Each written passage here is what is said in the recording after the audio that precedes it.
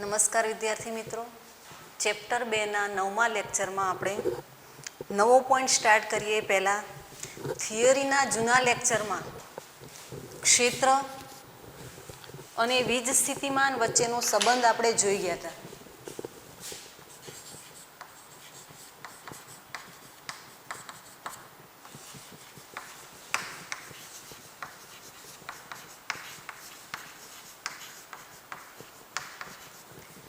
આ પોઈન્ટને ફરી એટલા માટે યાદ કરીએ છીએ કે આમાંથી કોમ્પિટેટિવ એક્ઝામમાં પ્રશ્ન પૂછાય છે, એટલે એની દ્રષ્ટિએ આ પોઈન્ટ અગત્યનો છે. એટલે બહારના એકાદ બે પ્રશ્નો ગણી લઈએ. ક્ષેત્ર અને વિદ્યુત સ્થિતિમાન વચ્ચે સંબંધ દર્શાવતું સૂત્ર E is equal to minus del V by del L હતું. આ વસ્તુને ડીના ફંક્શનમાં લખીશું તોય ચાલશે, આ પ્રમાણે del V by del L લખીએ તો પણ ચાલે. એટલે ત્રણ રીતે આને લખી શકીએ છીએ. આ વસ્તુ યાદ રાખીશું. ક્યાંય આ પ્રમાણે લખ્યું હોય, આ પ્રમાણે લખ્યું હોય કે આ પ્રમાણે લખ્યું હોય, ત્રણેય વસ્તુ વેલિડ છે. હવે આ સૂત્રને જોઈએ તો ત્યાં એવું સમજાતા કે ક્ષેત્રની દિશામાં વીજ સ્થિતિમાનમાં ઘટાડો થાય છે. એટલે જેમ જેમ ક્ષેત્રની દિશામાં જઈએ એમ વીજ સ્થિતિમાન અંતર સાથે ઘટતું જાય છે. આવું આપણે જોઈ ગયા હતા. હવે આના ઉપર આધારિત એક એક્ઝામ્પલ ગણી નાખીએ. આ પ્રમાણે છે, કોઈ એક વિસ્તારમાં વિદ્યુત સ્થિતિમાન વી x y z is equal to 2x square y plus 3y cube z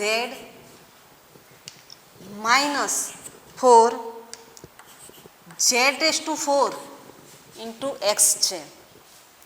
તો 1 1 1 બિંદુ પાસે વિદ્યુત ક્ષેત્રના ઘટકો શોધો તથા વિદ્યુત ક્ષેત્ર સદિશ શોધો.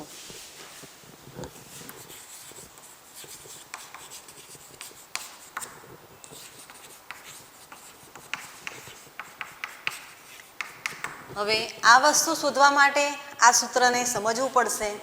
તમને ખ્યાલ છે કે ક્ષેત્ર સદિશ રાશિ છે. ડેલ એલ એ બે સમસ્થિતિમાન પૃષ્ઠો વચ્ચેનું લંબ સ્થાનાંતર કહી શકાય. જો ક્ષેત્ર એક પરિમાણમાં હોય તો સીધું લખી શકીએ છીએ કે E is equal to minus del V by del L. પણ જો ક્ષેત્ર બે પરિમાણ કે ત્રણ પરિમાણમાં હોય તો સૂત્ર શું બનશે? તો ક્ષેત્ર ત્રણ પરિમાણમાં હોય ત્યારે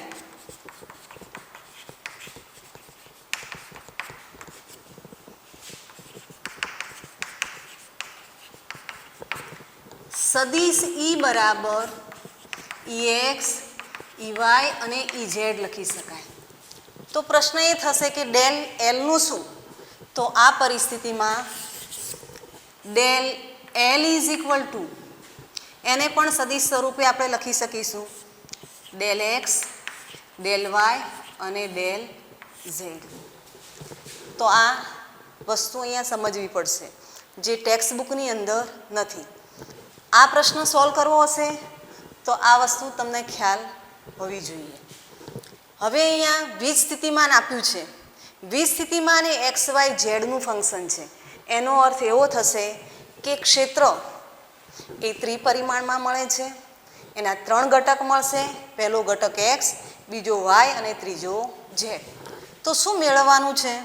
તો એક્સ, EX, EY અને EZ મેળવવું છે. પ્લસ વિદ્યુત ક્ષેત્ર સદિશ શોધવાનું છે. તો બે વસ્તુઓ આપણે શોધવી છે.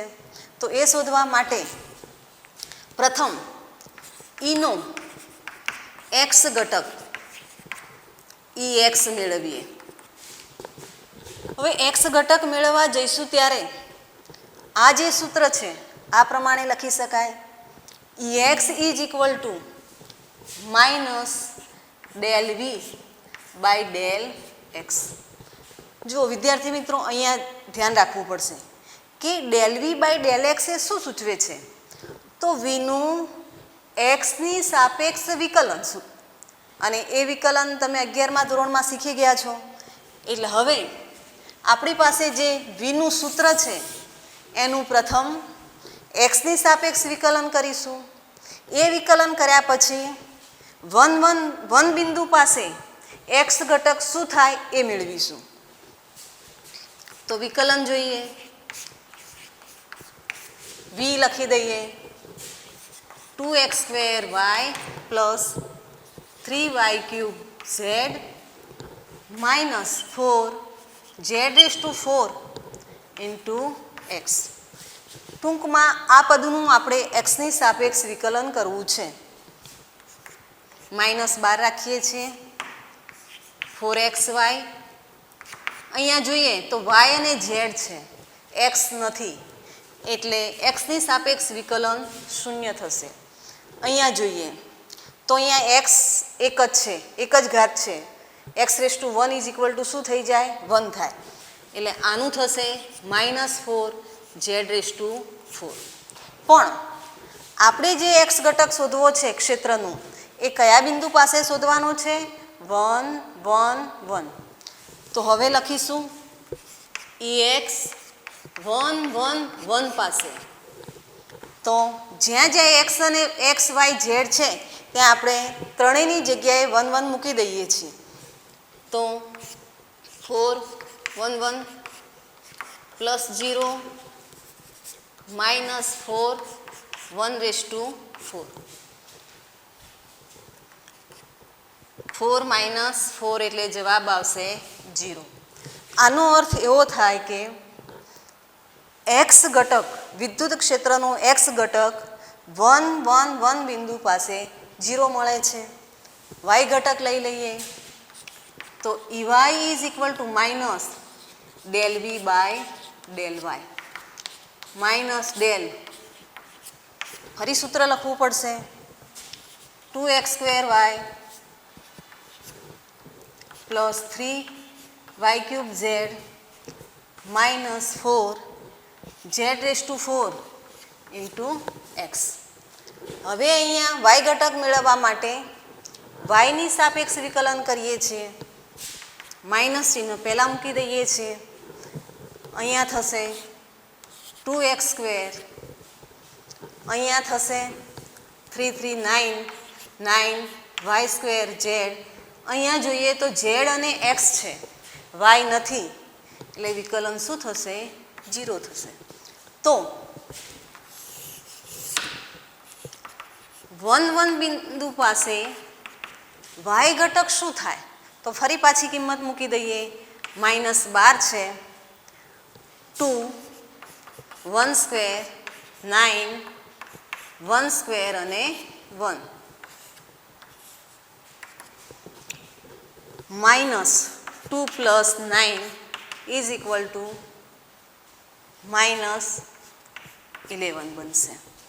એનો અર્થ એવો થયો કે ક્ષેત્રનો વાય ઘટક 1 1 1 બિંદુ પાસે -11 થાય છે. એ જ રીતે ઝેડ લેવું છે તો YZ is equal to minus del V by del Z. ફરી ઝેડની કિંમત, વીની કિંમત મૂકી દઈએ.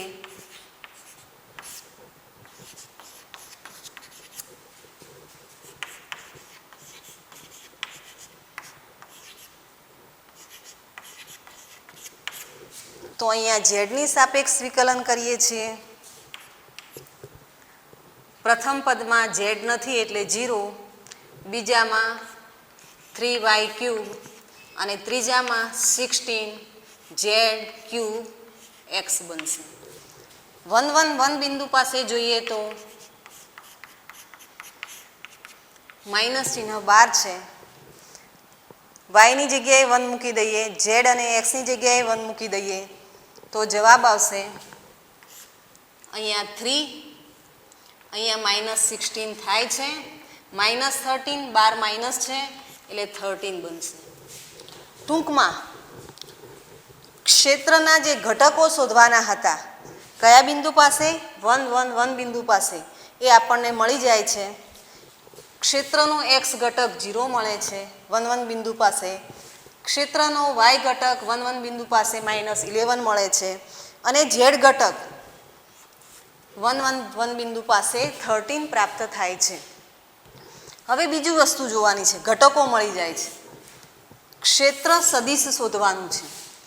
તો જો આપણી પાસે એક્સ વાય અને ઝેડ ત્રણ ઘટક હોય તો એને સદિશ સ્વરૂપે આપણે લખી શકીએ છીએ. સૂત્ર શું બને છે? તો સદિશ E is equal to EX I caret EY J caret અને EZ K કેરેટ. કિંમતો મૂકી દઈએ તો ઓલરેડી એક્સ ઘટક તો 0 છે જ, વાય ઘટક છે -11 અને ઝેડ ઘટક છે 13. તો આ ક્ષેત્ર સદિશનો જવાબ બન્યો. તો આ રીતે જો MCQમાં પૂછાય તો આપણે સોલ્યુશન મેળવી શકીએ છીએ. બીજો એક નાનો પ્રશ્ન છે જે ગુજકેટમાં બહુ ઉપયોગી છે, તો એ પણ અહીંયા ધ્યાનમાં લઈ લઈએ, પછી નવો પોઈન્ટ સ્ટાર્ટ કરીએ. તો ફરી પાછું E બરાબર -∂V/∂L સૂત્ર ઉપર આધારિત એક ટૂંકો MCQ જોઈ લઈએ. અહીંયા પણ ખ્યાલ છે ક્ષેત્રની દિશામાં વીજ સ્થિતિમાન ઘટે છે. તો ધારો કે XY સમતલ કાર્ટેશિયન યામાક્ષ પદ્ધતિમાં XY સમતલ 2 પરિમાણમાં આપણે દર્શાવી દઈએ. હવે ધારો કે ક્ષેત્ર Y દિશામાં છે.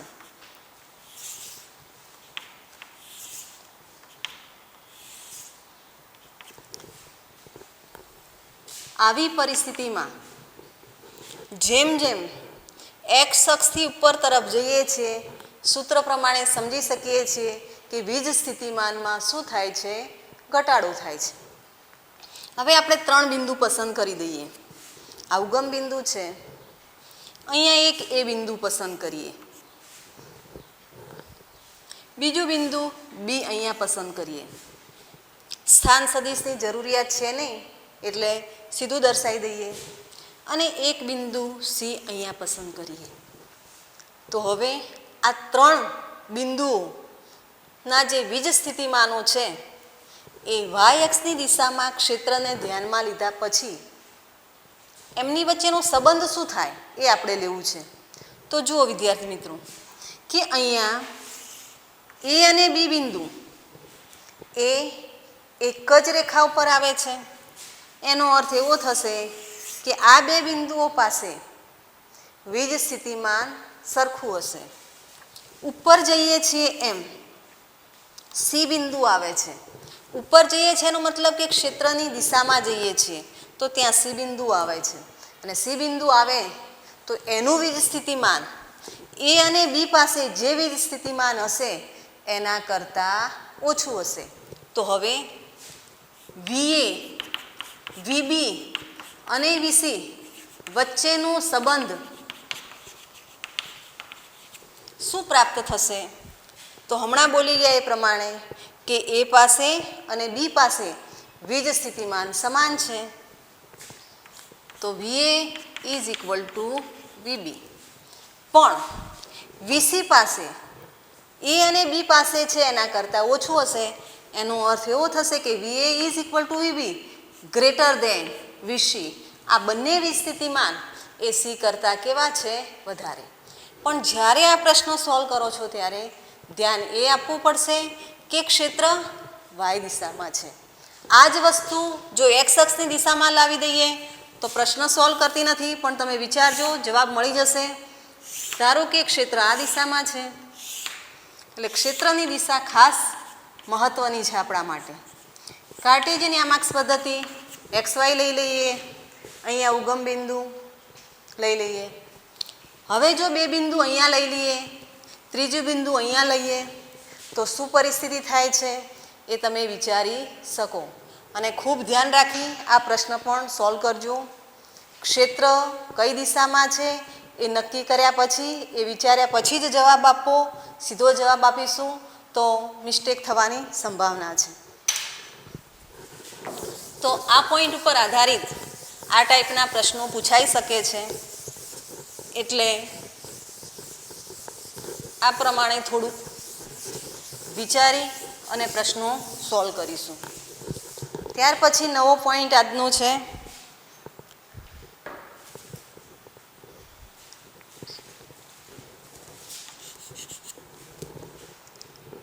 બે વીજભારોના તંત્રની સ્થિતિ ઊર્જા.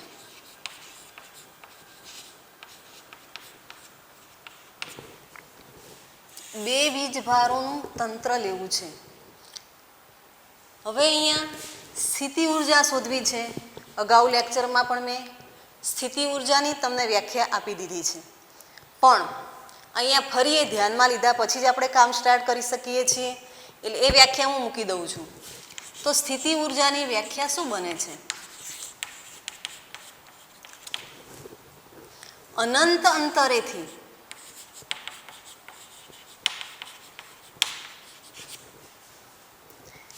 કોઈ ધન વીજભારને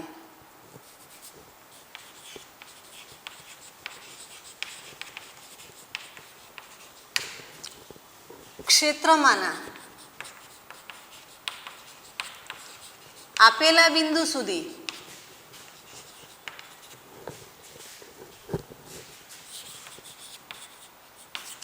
લાવવા ક્ષેત્ર વિરુદ્ધ કરવા પડતા કાર્યને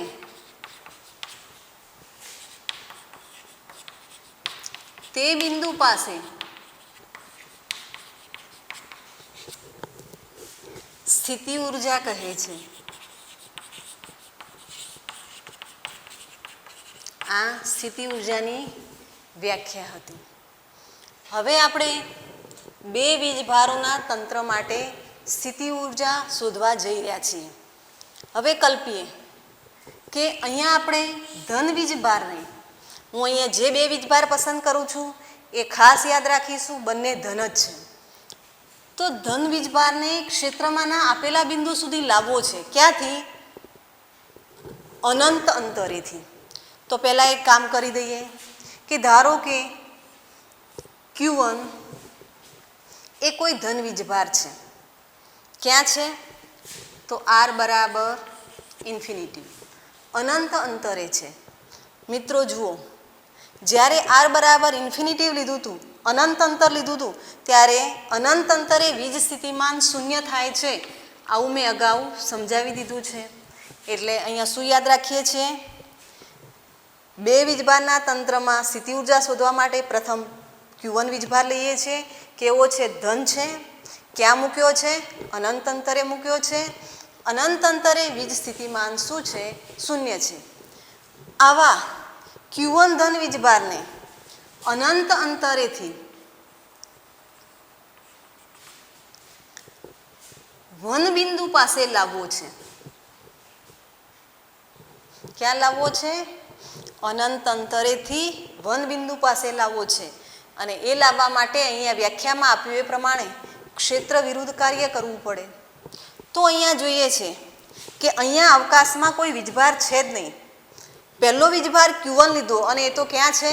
અનંત અંતરે છે. અવકાશમાં માત્ર એક જ બિંદુ આપણે જે પસંદ કર્યું છે અને એ બિંદુનું કાર્ટેશિયન યામાક્ષ પદ્ધતિમાં સ્થાન સદિશના સ્વરૂપમાં લખી દઈએ તો આ એક્સ અક્ષ, વાય અક્ષ ઉગમ બિંદુ, તો વન બિંદુનું સ્થાન સદિશ ધારો કે R1 છે. તો સમજીશું કે અહીંયા માત્ર બિંદુ જ છે, કોઈ વીજભાર છે નહીં. તો હવે Q1 વીજભારને અનંત અંતરેથી વન બિંદુ પાસે લાવીએ છીએ ત્યારે ક્ષેત્ર ન હોવાથી કોઈ વીજ સ્થિતિમાન નહીં હોય, અને વીજ સ્થિતિમાન ન હોય તો W is equal two Q વી કે ડેલ્ટા વી, અહીંયા હું વી લખી શકું કારણ કે એક વીજ સ્થિતિમાન શૂન્ય લઈ લીધું છે. એટલે W is equal two Q વી સૂત્ર પ્રમાણે જે કાર્ય છે કોનું Q1 વીજભારને અનંત અંતરેથી વન બિંદુ સુધી લાવવા માટે થતું જે કાર્ય છે W ઇન્ફિનિટીવથી 1 એ શું બની જાય છે શૂન્ય. આને આપણે નંબર 1 કહીએ છીએ.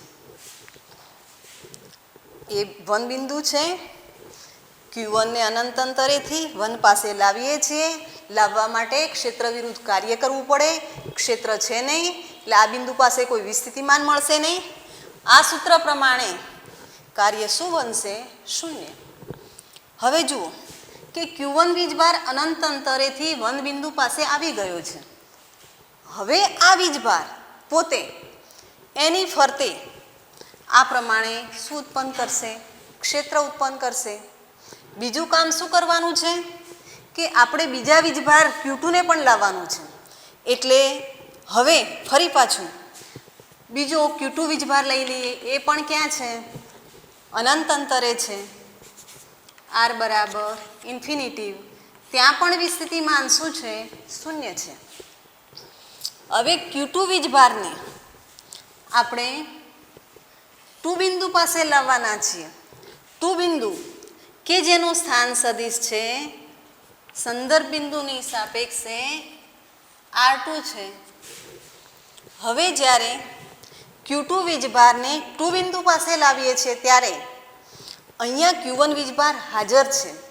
એટલે એ જે Q1 વીજભાર છે એ પોતાની ફરતે ફિલ્ડ ઉત્પન્ન કરશે, વિદ્યુત ક્ષેત્ર ઉત્પન્ન કરશે અને એ વિદ્યુત ક્ષેત્રને કારણે 2 બિંદુ પાસે આપણને કંઈક વિસ્થિતિમાન પ્રાપ્ત થાય છે.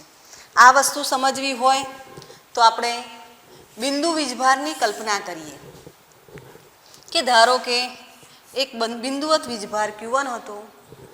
આ બિંદુવત વીજભાર Q1 ના કારણે R1P અંતરે P બિંદુ રહેલું છે.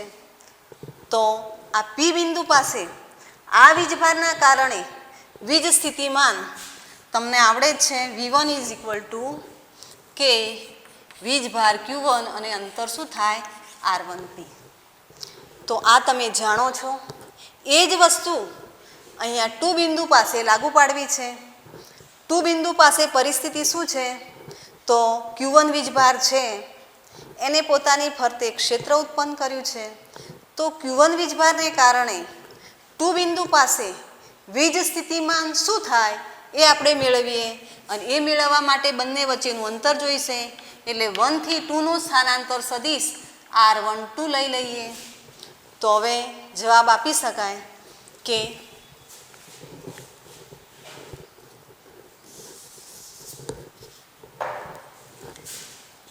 Q1 વીજભારને કારણે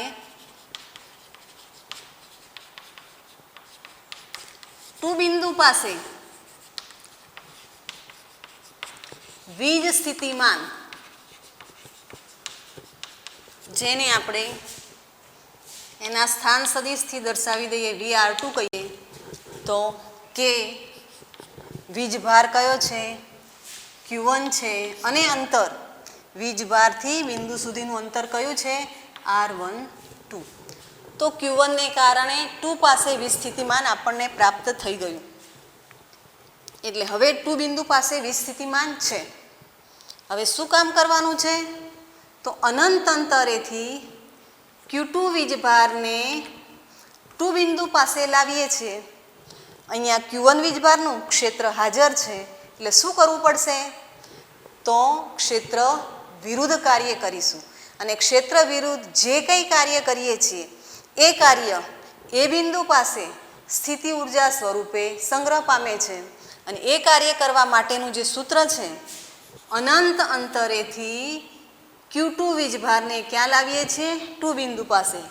તો કાર્ય W ઇન્ફિનિટીવથી 2 શું બનશે તો કોને લાવ્યા તો Q2 વીજભારને. ક્યાં લાવ્યા 2 બિંદુ પાસે.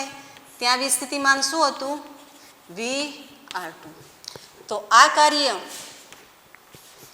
Q2 કે Q1 R12 બરાબર કે Q1 Q2 અપોન R12 થાય. આને કહી દઈએ સમીકરણ 2.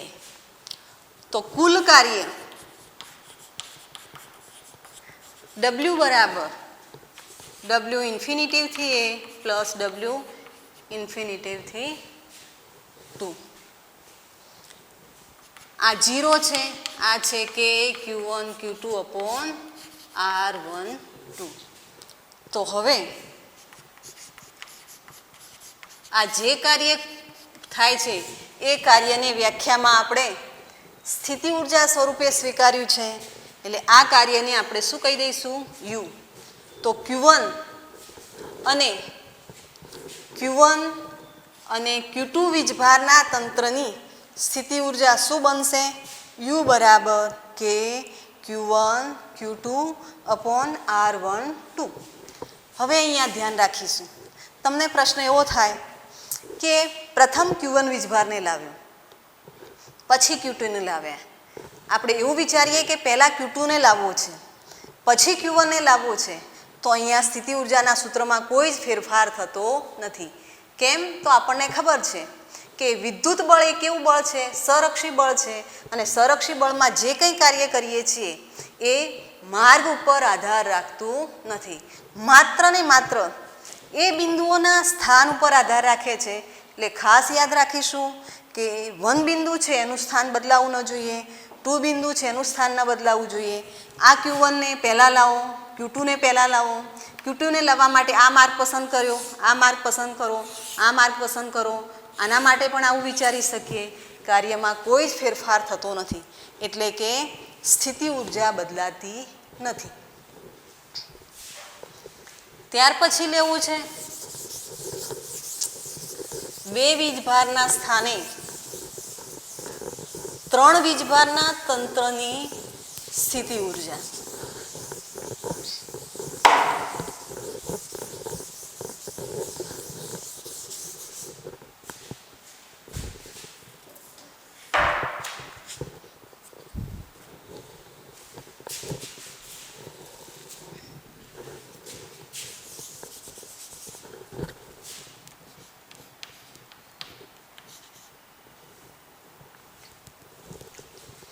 તો આગળ જે કંઈ વસ્તુ જે વાત કરી છે એની એ જ વાત કરી અને પછી એક વધારાના વીજભારને આપણે લાવવો પડશે. એટલે થોડુંક ઝડપથી લઈશ. અહીંયા Q1 વીજભાર છે, અવકાશમાં કોઈ જ વીજભાર નથી, ખાલી છે. Q1 વીજભાર અનંત અંતરે છે, અનંત અંતરે વિસ્થિતિમાન 0 છે. તો આવા Q1 વીજભારને અનંત અંતરેથી 1 બિંદુ પાસે લાવીએ છીએ. આ 1 બિંદુ કે જેનો યામાક્ષ પદ્ધતિના ઉગમ બિંદુની સાપેક્ષે સ્થાન સદિશ R1 છે. કોઈ ક્ષેત્ર હાજર છે નહીં, એટલે ક્ષેત્ર વિરુદ્ધ જે કાર્ય છે એ કાર્ય શું થશે? W∞1 = 0. આગળની થિયરીમાં સમજાવ્યું છે એ પ્રમાણે. હવે શું કરીશું? એક બીજો વીજભાર લઈએ છીએ Q2. એ પણ ક્યાં છે? અનંત અંતરે. ત્યાં પણ અનંત અંતરે વિસ્થિતિમાન શું બને છે? 0 બને છે. હવે આ વીજભારને જ્યારે 2 બિંદુ પાસે લાવીએ છીએ કે જેનું સ્થાન સદિશ R2 છે. 2 બિંદુ પાસે લાવીએ ત્યારે ઓલરેડી 1 પાસે Q1 વીજભાર આવી ચૂક્યો છે, એટલે એ વીજભારે ક્ષેત્ર ઉત્પન્ન કર્યું છે. એ વીજભારને કારણે 2 બિંદુ પાસે આપણને વિસ્થિતિમાન પ્રાપ્ત થશે અને એ વિસ્થિતિમાનને Q1 ને કારણે 2 બિંદુ પાસે વીજ સ્થિતિમાન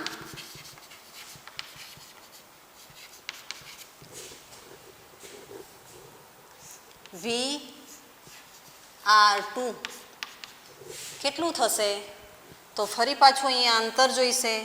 1 થી 2 નું સ્થાનાંતર સદિશ R12. તો એ વિસ્થિતિમાન બનશે કે Q1 R12. માટે 2 પાસે વિસ્થિતિમાન મળી ગયું. હવે Q2 વીજભારને અનંત અંતરેથી આ બિંદુ પાસે લાવીએ છીએ ત્યારે એને Q1ના ક્ષેત્રનો સામનો કરવો પડે છે. એ ક્ષેત્ર વિરુદ્ધ કાર્ય કરવું પડે છે અને એ જે કાર્ય છે જેને આપણે W ઇન્ફિનિટીવથી 2 કહીએ તો કયા વીજભારને લાવીએ છીએ Q2 અને વીજ સ્થિતિમાન 2 બિંદુ પાસેનું કયું છે VR2 છે. તો હવે આ જે કાર્ય છે શું બનશે તો કે Q1 કારણ કે વીજ સ્થિતિમાન છે કે Q1 R12 અને વીજભાર છે Q2 તો કે Q1 Q2 R12 બનશે. આને સમીકરણ 2 કહી દઈએ. જુઓ ફરી Q2 વીજભાર અહીંયા આવી ચૂક્યો છે. આપણે 3 વીજભાર લેવાના છે એટલે ફરી પાછા ત્રીજા વીજભારનો વિચાર કરવો પડે. ધારો કે ત્રીજો વીજભાર અહીંયા છે એ પણ અનંત અંતરે છે, ત્યાં પણ વીજ સ્થિતિમાન શું છે શૂન્ય છે.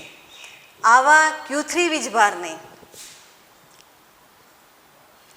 ઉગમ બિંદુની સાપેક્ષે R3 સ્થાન સદિશ ધરાવતા 3 બિંદુ પાસે લાવવો છે અને 3 બિંદુ પાસે લાવીએ એ પહેલા Q1 અને Q2 આ બંને વીજભારના કારણે 3 બિંદુ પાસે વીજ સ્થિતિમાન શું થાય છે એની આપણે કલ્પના કરવી પડે, એનો વિચાર કરવો પડે. એટલે પ્રથમ આપણે Q1 અને Q2ને કારણે 3 બિંદુ પાસે વીજ સ્થિતિમાન શું બને છે એ મેળવી કાઢીએ. કેમ તો Q3 વીજભાર જ્યારે અનંત અંતરેથી 3 બિંદુ પાસે આવે છે ત્યારે એને 1ના ક્ષેત્રનો સામનો કરવો પડે છે. એ જ રીતે 2 બિંદુ પાસે રહેલા Q2 વીજભારનો સામનો કરવો પડે છે. એટલે બંને દ્વારા 3 બિંદુ પાસે જે વીજ સ્થિતિમાન બને છે એ મેળવી કાઢીએ. તો 3 બિંદુ પાસે Q1ને કારણે વીજ સ્થિતિમાન V1 લઈએ અને Q2ના કારણે વીજ સ્થિતિમાન V2 લઈએ. તો હવે 3 બિંદુ પાસેનું વીજ સ્થિતિમાન V જેનું સ્થાન સદિશ છે R3 is equal two V1 plus V2.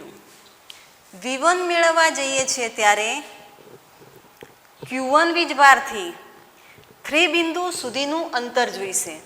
એટલે Q1 1 થી 3નો સ્થાનાંતર સદિશ R13 લઈ લઈએ.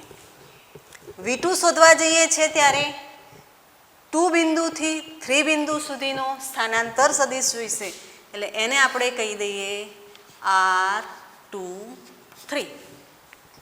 તો V1 શું બનશે તો Q1 વીજભાર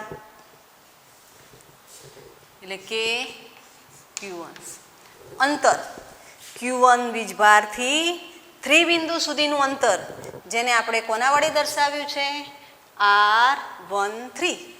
તો અહીંયા મૂકી દઈશું R13 પ્લસ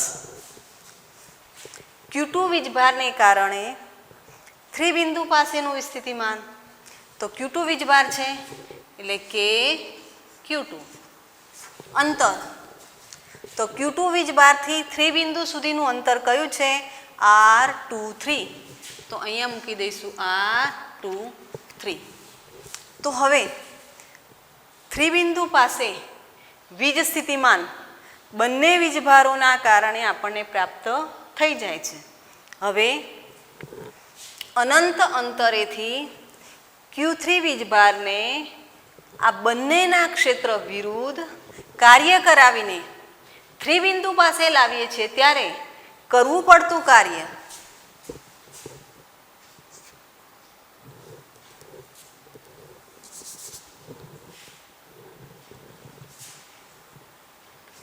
Q3 વીજભારને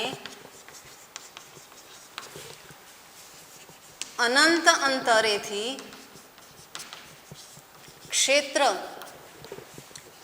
વિરુદ્ધ કાર્ય કરાવી 3 બિંદુ પાસે લાવવા માટે કરવું પડતું કાર્ય જેને આપણે W ઇન્ફિનિટિવ 3 કહીએ છીએ. તો W ઇન્ફિનિટિવ 3 બરાબર કયો વીજભાર છે? Q3 વીજભાર છે. ક્યાં લાવીએ છીએ? 3 બિંદુ પાસે. ત્યાં વિસ્થિતિમાન શું છે? VR3. માટે W ઇન્ફિનિટિવ થી 3 બરાબર Q3 વિથ 3 બિંદુ પાસેનું વિસ્થિતિમાન આપણી પાસે છે જ, સીધું મૂકી દઈએ કે Q1 R13 પ્લસ કે Q2 R23 બરાબર કે Q1 Q3 R13 કે Q2 Q3 R23. આને સમીકરણ 3 કહી દઈએ. તો કુલ કાર્ય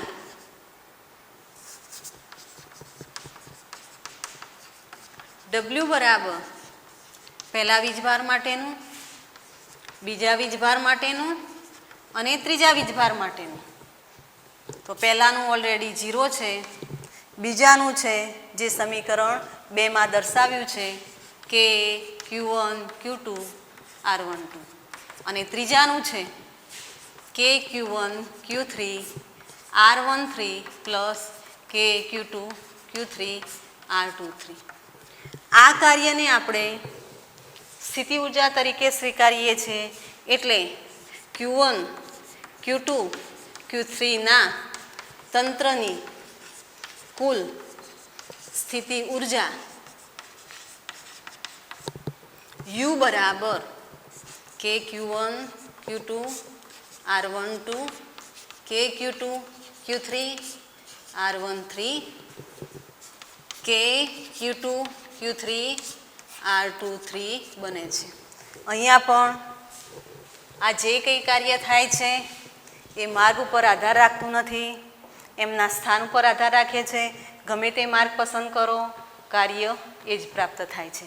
તો આ પ્રમાણે 3 વીજભારોના તંત્રની સ્થિતિ ઉર્જા શોધી શકીએ છીએ.